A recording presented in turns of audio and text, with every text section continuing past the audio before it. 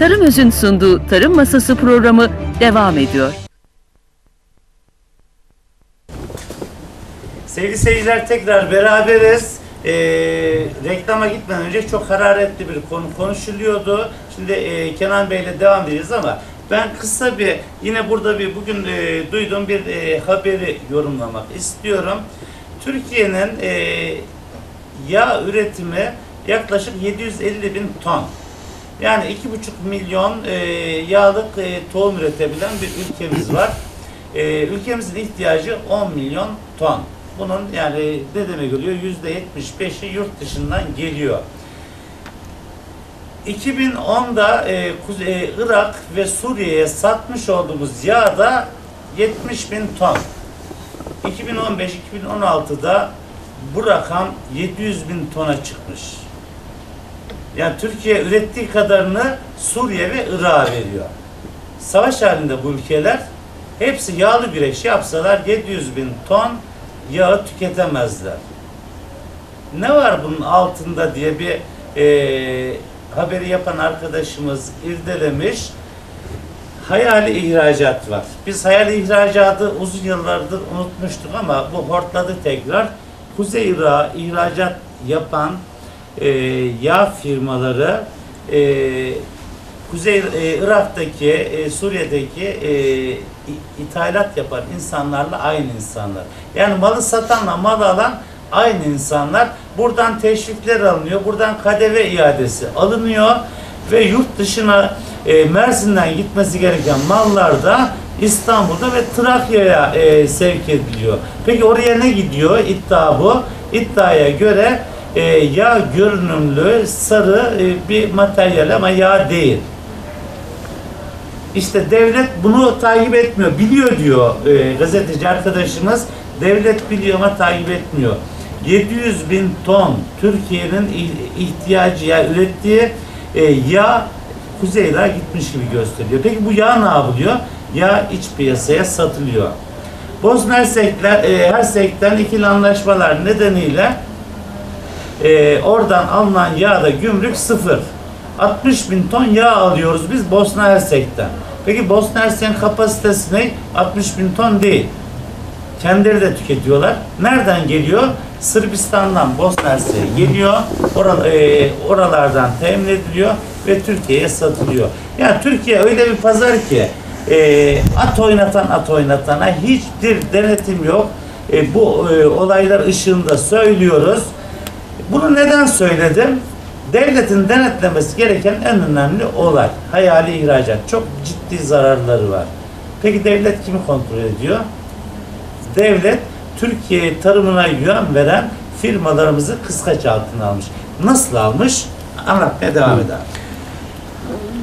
İşte vergi silahıyla mesela bizim bakın biz çiftçiye kestiğimiz faturalarda %8 kesiyoruz. Fakat alırken %18'de sac alıyoruz. İşte ham maddelerimizi alıyoruz ve bunlardan bir mamul ortaya çıkarıyoruz. Şimdi devlet diyor ki bu aradaki diyor %10'luk kısmı ben iade vereceğim. Güzel. Buraya kadar sorun yok. Biz her şeyimizi ibra ediyoruz. Diyoruz ki alış faturamız bu, satış faturamız bu. Yani çok basit işlemler, matematik bu. Yani şu kadar şey var, bu. Ama devlet bize öyle güvensiz ki Recep Bey aylarca araştırıyor. Benim sac aldığım firmayı araştırıyor.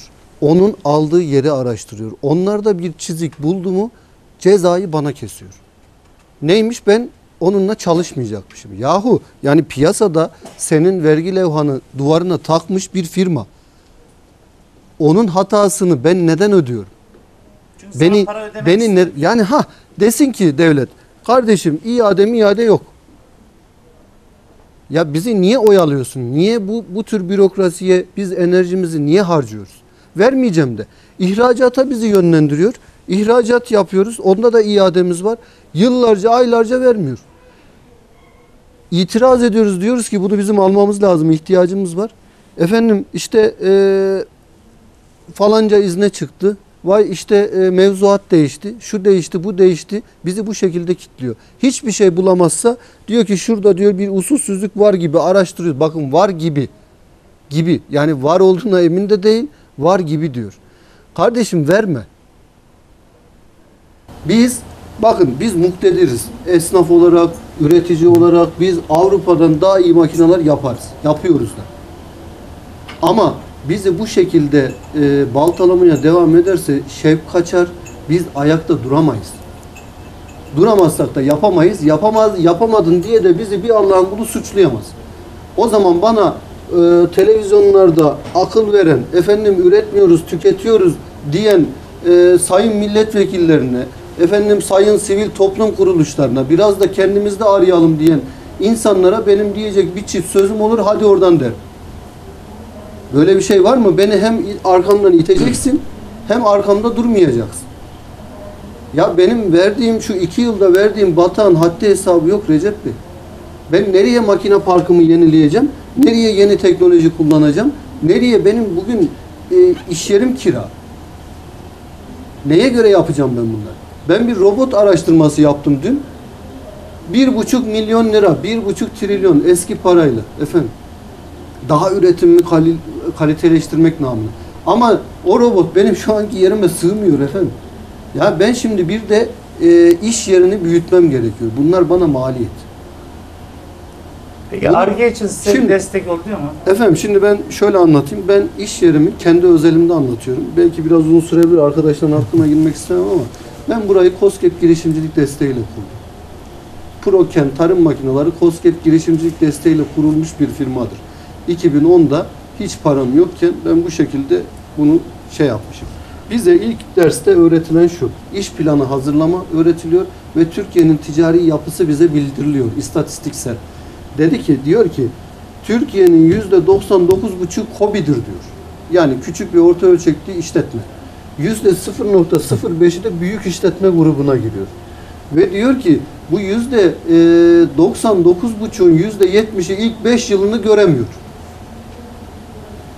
Evet. Şimdi bu çok acı bir rakam. Yani burada hep bu işletmeleri kuranlar mı acaba suçlu?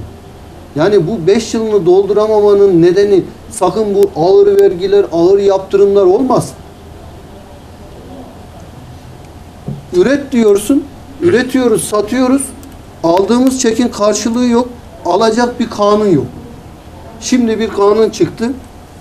08.09.2016'dan itibaren yazılan çekler de hapis var. Ama bakın yine işin üç kağıdı var. Kanunu irdeliyoruz avukatımla. 1500 gün idari para cezasını adam ödedi mi serbest kalıyor devlete. Alt limiti 20 lira, üst limiti 100 lira gün başı. 1500 ile 20'yi çarpın hakimin takdirine bağlı olarak. 1500 ile 20'yi çarpın 30.000 TL. Evet, Üst limitte 150.000 TL. Şimdi bu ne demek biliyor musunuz? Çekim miktarı önemli. Ve bana bu parayı devlete ödediğinde devlet onu bana ödemiyor bakın. Diyor ki devlet, ya ben diyor bu adamdan 30.000 lirayı aldım. Artık ben bu adamı görmüyorum. Ya kanun böyle olursa bu ülkede her şey olur. Böyle bir kanun olmaz. Ya açıktan açığa Almanya'da böyle mi gidiyoruz görüyoruz. Şimdi diyorlar ki efendim Almanya'nın makinaları şöyle olur tabi Almanya. Almanya'da risk yok. Almanya'da benim çalıştığım bir tedarikçi var. Bana anlatıyor. Diyor ki biz diyor faturayı keseriz. Fatura diyor çektir. 1 aydır diyor vade. 1 ay sonra diyor ödemedi mi devlet öder diyor bize. Yapabiliyor mu benim devletim? Şimdi ondan sonra çıkıyor diyor ki hapishanelerde yer yok ne yapalım? Ya böyle bir açıklama mı olur? Böyle bir şeye sığınılabilir mi? Bir devlet bunu yapabilir mi? Şimdi Avrupa'yla bizim aramızda şu fark var. Avrupa vatandaşını gelir kaynağı olarak görmüyor. Vatandaşına piyasaya ürettiği ürüne pazar arıyor. Burada yine WhatsApp'la benim çiftçimizle dostluğumuz çok fazla. Gece gündüz sağ olsunlar bana mesaj atarlar.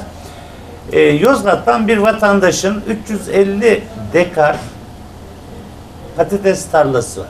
350 dekar. Sökmüyor. Niye sökmüyor? Sökme maliyeti 150.000 lira. Tarlada kalıyor. Bunu bana bildiren arkadaş da demiş ki ya tarlada çürüteceğine bir duyuru yap. Hatta buradan da söylüyorum.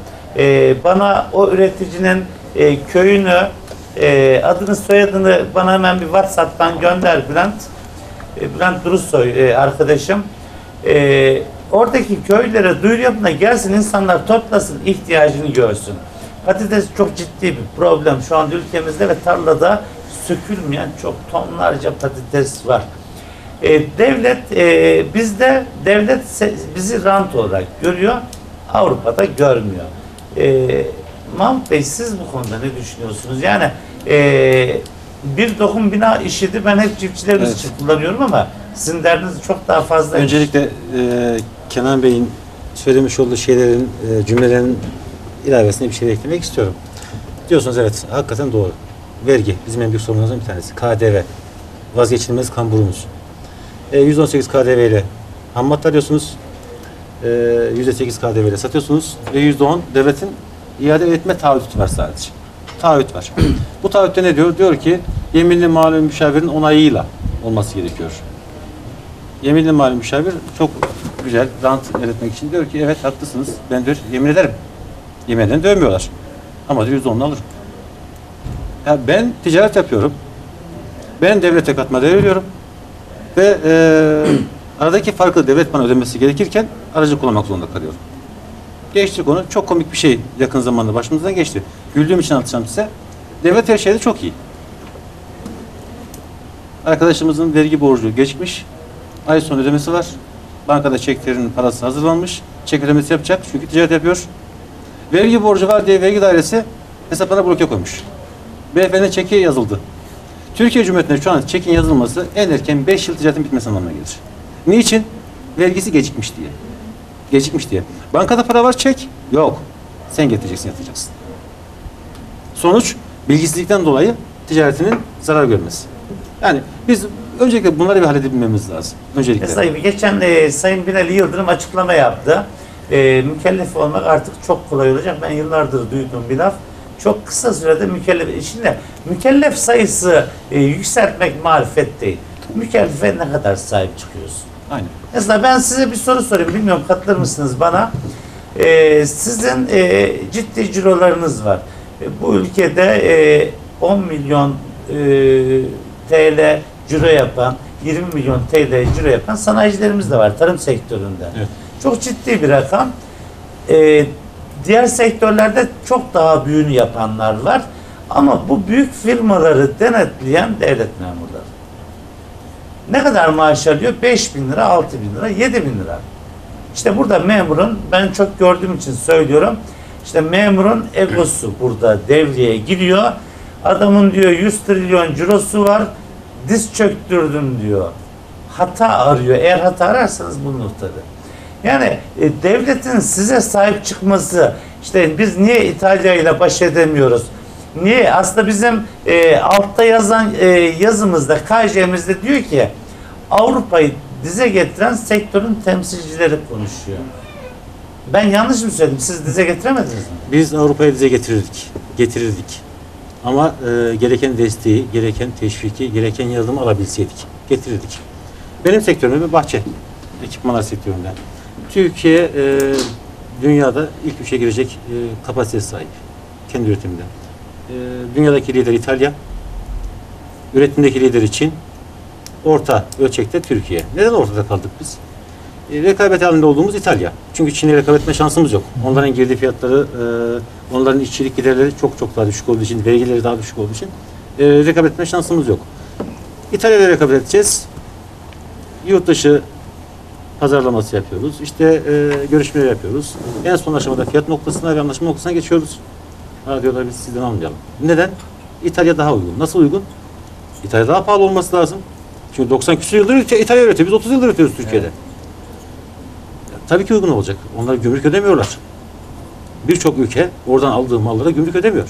Ben bugün Kıbrıs'a mal gönderemiyorum. Gönderirken gümrük bindiği için Kıbrıs bana şunu söylüyor. Diyor ki abi diyor senden aldığım zaman %25 biniyor bana diyor.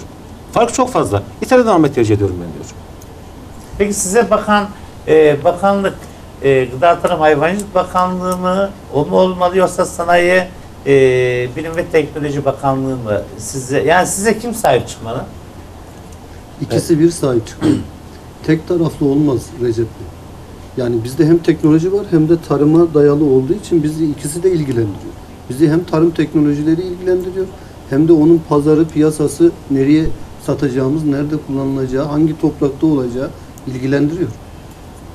Yani bakın şimdi hani balık baştan kokar hesabı var ya.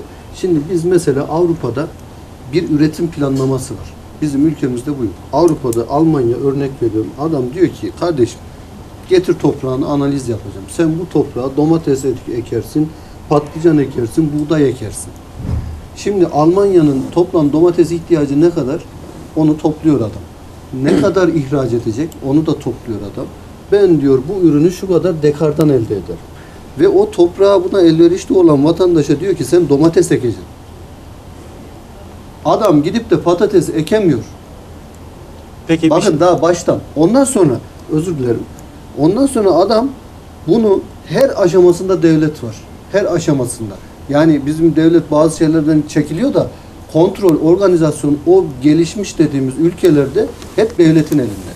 Adam makine ringi kurmuş. Şimdi biraz önce Mahmut Bey dedi ki işte arazi toplulaştırması.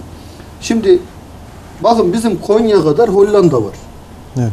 Nasıl bir arazi toplulaştırması çok etkili olsa Mahmut Bey, Hepsi o konuyor. Hollanda kadar bir şey. Şimdi ilk şey o değil. Şimdi biz birim alandan ne kadar fazla ürün alabiliriz, girdilerimizi nasıl düşürebiliriz? Adam her 10 dekar arazisi olan orada gidip de traktörü almıyor. Adam çünkü profesyonel bir makine ringi kurmuş. Mesela patates üreticilerinin bir makine ringi var. Ne lazım? Patatesi ekim makinesi lazım. Ne lazım? İşte ilaçlaması lazım, ara çapası lazım ve hasatı lazım değil mi? Bu makineleri elinde bulunduruyor, traktör lazım. Telefon ediyorsun, sıraya koymuş adam. Makine benim diyor bugün tarlam ekilecek, geliyor ekiyor. Bakın 10 çiftçi bir traktörden yararlanıyor. Şimdi orada mı girdi düşük olacak, benim ülkemde mi olacak? Senin ülkende de bazı evlerde 2 tane traktör var. Bundan 30 tane traktörün iş yapacağı köyde geçen de birkaç sene önce Tokat Ticaret Odası Başkanı, Sanayi Odası Başkanı söyledi. 30 traktörle iş görülecek bir köyde 328 tane traktör var. evet. Çok acı bir şey. Şimdi satılmasın değil. Şimdi bunlar satılsın, bizim ülkemize göre bunlar kurgulansın. Bunlar tabii ki önemli. Mesela Ama burada WhatsApp'tan gelen bir mesajı okuyacağım size. Tarım Özü'nün yönetim kurulu başkanı Hilmi Aslan göndermiş. Hilmi Bey demiş ki bizim sanayicimiz bırakın Avrupa'yı, dünyayı titretebilecek kapasitede bizim üretimimiz var, teknolojimiz var, irademiz var, güvenimiz var diyor. Ama devlet bize sahip çıkarsa, devlet bize destek verirse, İtalya'yla, Almanya'yla yani tarım sektöründeki öncü ülkeler bunlar. Onların hepsinden çok daha kaliteli beyinlerimiz var. Ama buradaki çözüm noktası devletin üreticisine sahip çıkması. ben sonuna kadar katılıyorum. Hilmi abimize de buradan çok selam söylüyorum. Ellerinden öperim. Bir de şunu eklemek istiyorum.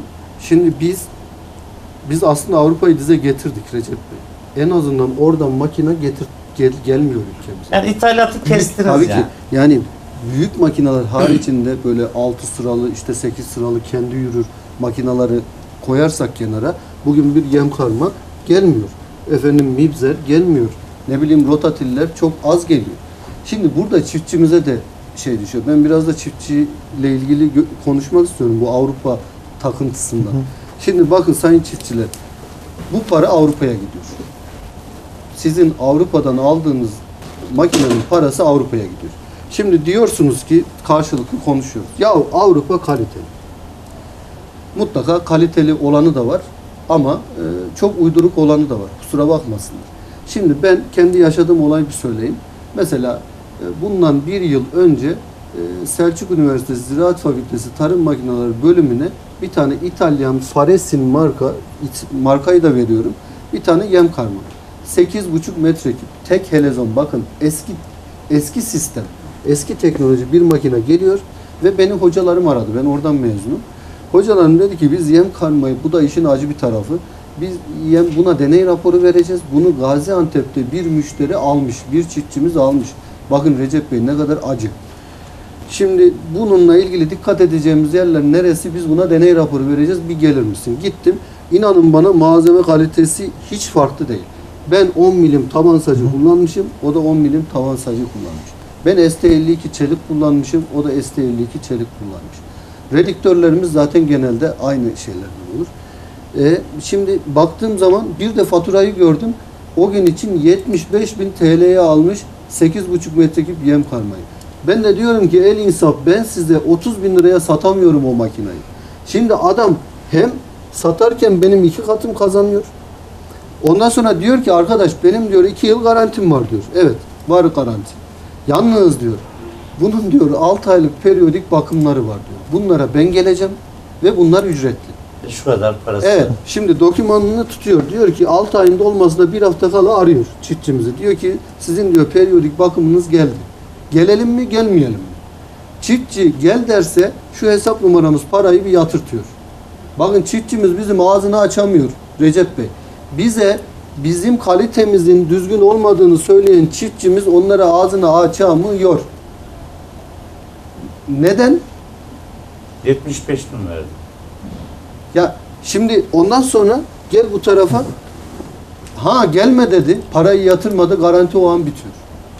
Şimdi ben de aman ben makinamın arkasında değil demeyeceklermiş diye. Aman efendim işte ismimiz çıkmayacakmış diye gidiyorum. En ufak bir şeyde pazar günü gece 10'da aranıyorum. Gidiyorum ve 1 lira alamıyorum. Suç onda olsa bile. Makinanın üstüne bir sürü uyarıcı levha yapıştırıyoruz. Diyoruz ki kardeşim şuraya 140 numara yağ koyacaksın, şuraya 46 numara yağ koyacaksın. Adam bunları okumuyor. İnanın 5 sene olmuş anahtar değdirmediğimiz makineler var. Bizim koyduğumuz yağla duruyor. Şimdi bunu ben size soruyorum. Avrupa makineleri yapabiliyor musunuz?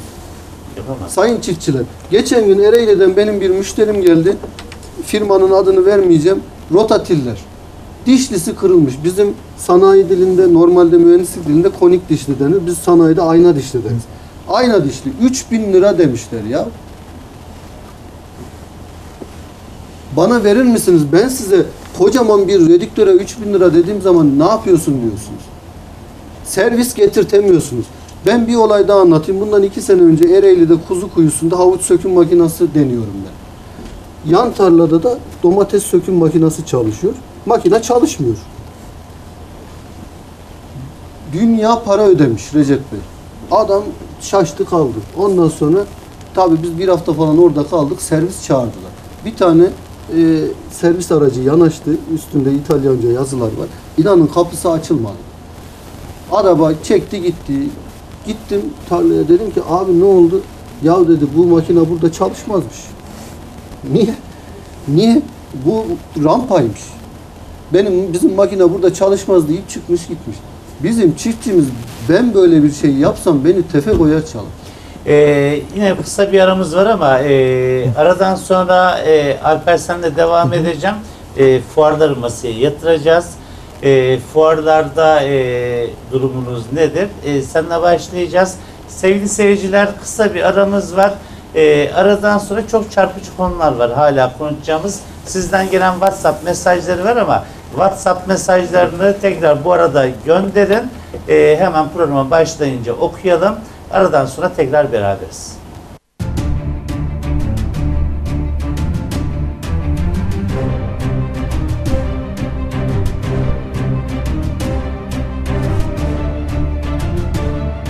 Tarım Öz'ün sunduğu Tarım Masası programı devam edecek. Çocuğum olmuyor. Ne zaman doktora başvurmalıyım?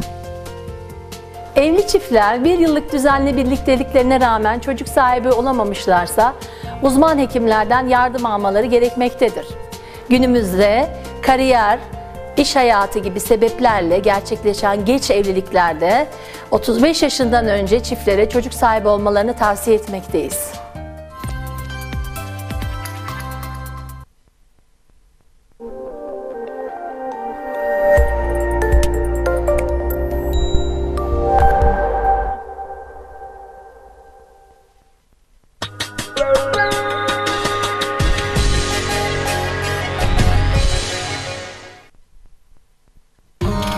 Çiftçimiz emeğinin karşılığını alsın diye en kalitelisini, en sağlamını üretiyoruz. Tarımöz hububat mibzerleri.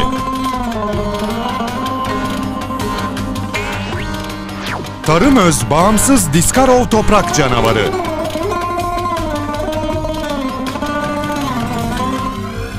Tarımöz toprak patlatma.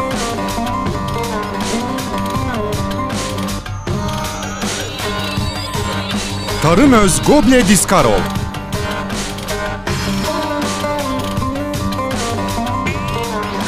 Tarımöz kauçuk merdane.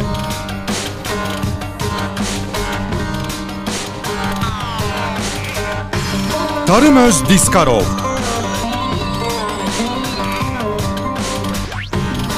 Biçerken gülmek istiyorsan, ekerken Tarımöz. Pilavını tonla, pilavını tonla, dardanel tonla, pilavını tonla. Ton ton ton, dardanel ton.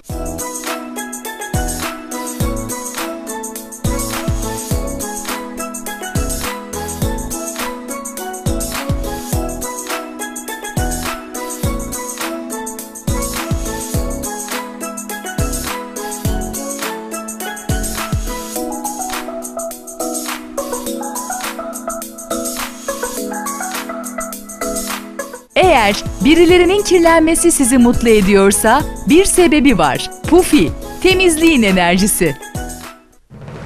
Mükemmel yapıları, dünya standartlarında kaliteli, modern, kalıcı, Konya'nın değerlerine uygun inşa ediyoruz.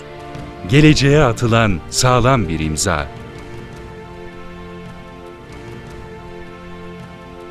Er Yılmazlar İnşaat. Şehrin kalbinden doğan, bu şehri tanıyan, insanına hesaplı alışveriş anlayışını mutlulukla tattıran, o gücün ticari deneyiminden doğan başarının ortak tezahürü Sincap Marketler Zinciri.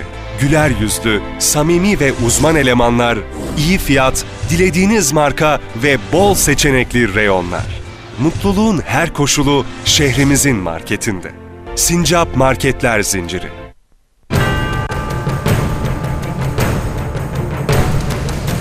Alüminyum enjeksiyon dökümde, tasarımdan üretime her aşamada muhatabınız Mubaş Metal Kalıp. Prensiplerimiz, kalite anlayışımız, iş disiplinimiz, alanında uzman, tecrübeli ve sürekli eğitimlerle geliştirdiğimiz personel kadromuzla üretimin tarifini yeniden yapıyoruz. Mubaş Metal Kalıp, kalitenin kalıba dökülmüş hali. Asan Tarım gururla sunar. BA450 model balya toplama asansörü. Makinamız hareketini tekerinden alabilen kendi kendine mekanik kroki sistemi ile makine kulesini 45 derece kaldırabilme ve indirebilme özelliğine sahip olup balya sayaçlıdır. 360/90 derece zikzaklı dönüş ve manevra yapabilme özelliği olan makinamız tır, kamyon, kamyonet, 4 ve 2 tekerlekli römorklara saman ve yonca balyası yüklemesini yapmaktadır. Eğimli ve dikey arazilerde kolaylıkla kullanılabilen çiftçi ve çevre dostu, bakım istemeyen, işinizde büyük kolaylık sağlayan tek makine Asan Tarım balya yükleme asansör makinesidir. Ürünlerimiz TSE ve CE belgeli olup, üretmiş olduğumuz her ürün patentlidir. Asan Tarım, daima kalite. Bize ulaşmak için 0332 271 32 70 0535 830 70 44. Ahmet Ayata İnşaat'la mutlu yuvalar. Geleceğin mimarisini doğa ve şehirle buluşturan, eşsiz tasarımları ve ferah kullanımıyla kendinizi ayrıcalıklı hissedebileceğiniz bir mekan. Uygun fiyat fırsatlarını kaçırmayın. Ahmet Ayata İnşaat'ta siz de yerinizi mutlaka ayırtın.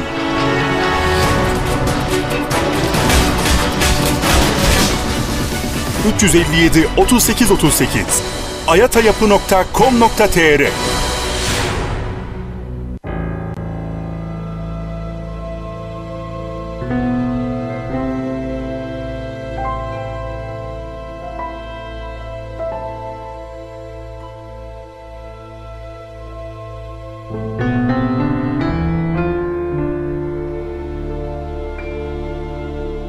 Her kadının hayali gibi ben de bir güzel evde oturmak istiyorum.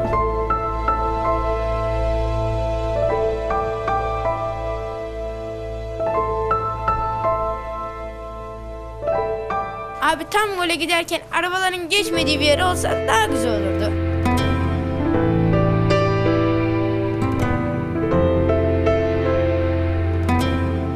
Yollarımızın genişlemesini isteriz.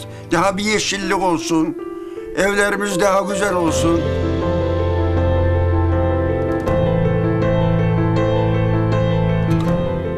Geleceğe miras bırakabilecek bir şehrimiz olsun. Güzel şehrimiz olsun. Övünebileceğimiz bir şehir olsun.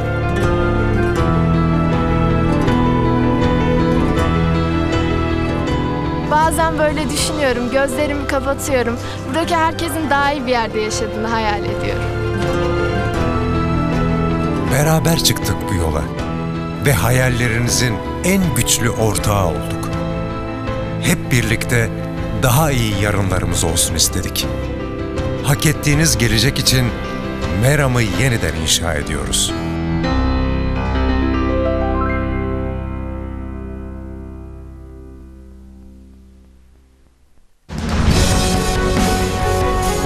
Modern tesislerinde kaliteden ödün vermeden müşteri memnuniyeti, dürüstlük, kaliteye odaklılık, güncellik prensiplerini her zaman ön planda tutarak hızla büyüyen, dinamik kadrosu değişime ve teknolojiye açık yapısıyla köylü tarım dün olduğu gibi bugün de çiftçimizin yüzünü güldürmeye devam ediyor.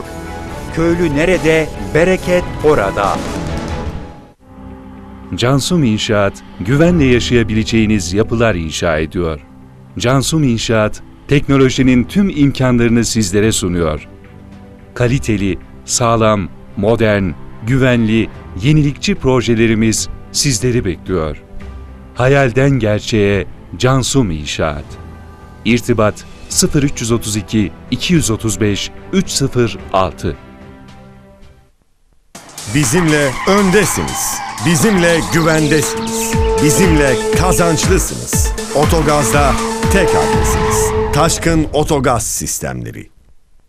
Hazırlandık, vedalaştık sevdiklerimizle. Çıktık yola ve vardık Kabe'ye. Tavaf ettik Allah aşkıyla.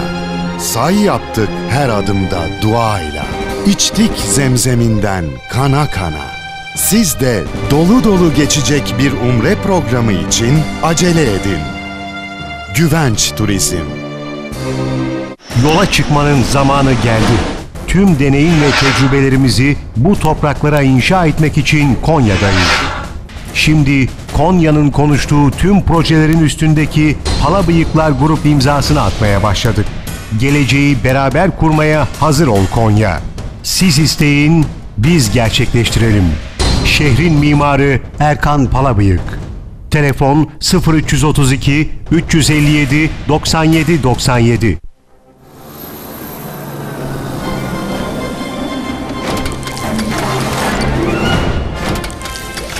Arkadaşlar biliyorsunuz bu görev çok önemli. Bu görevden önce babam çok yoruluyordu. Eve geldiğinde bizimle ilgilenemiyordu. O günler artık geride kaldı. Sen performansın çok iyi. Geldiğinden beri babam ödevlerime yardım ediyor. Bu da ispatı. Ve sizler çıktığımız bu yolda bir kez bile aksamadan görevinizi yerine getirdiniz. Bu performansımızın devam edeceğine inanıyorum. Sarkız'ın da keyfi yerinde. Böyle devam edin arkadaşlar. Oğlum ne yapıyorsunuz? İyi.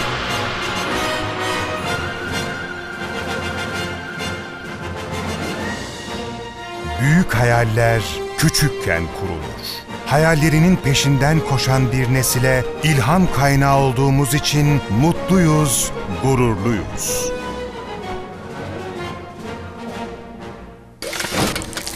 Proken Tarım Makineleri. Bu şehir ilkin, çevreye sunduğumuz güzelliklerle tanır bizi. Devamında sağlam binalar için şehrin en üstün teknolojisiyle ürettiğimiz hafif yapı elemanlarımızla parke ve BIMS blok üretiminde taşa atılan imza. Hazar Beton Mamulleri. Hancıoğlu Tarım Makineleri, ürünlerinizi güvenle ekip hasat edebileceğiniz, patates mekanizasyonuna yönelik ihtiyaçlarınızı karşılayacak olan yeni makinelerimizle hizmetinizdeyiz. Patates ekme makineleri, 2 sıralı dikmeler, 4 sıralı dikmeler, çekilir tip. Patates sökme makineleri, 2 sıralı tek elemeli, 2 sıralı çift elemeli. Telefon 0332 355 0198. Betonarme ruhsatlı evinizi yapıyoruz. Hiçbir şeyine karışmayın. İstediğiniz yere yapalım. Alın anahtarınızı, oturun. Üstelik Daçyap güvencesiyle. Rakipsiz fiyatlar, kusursuz yaşamlar.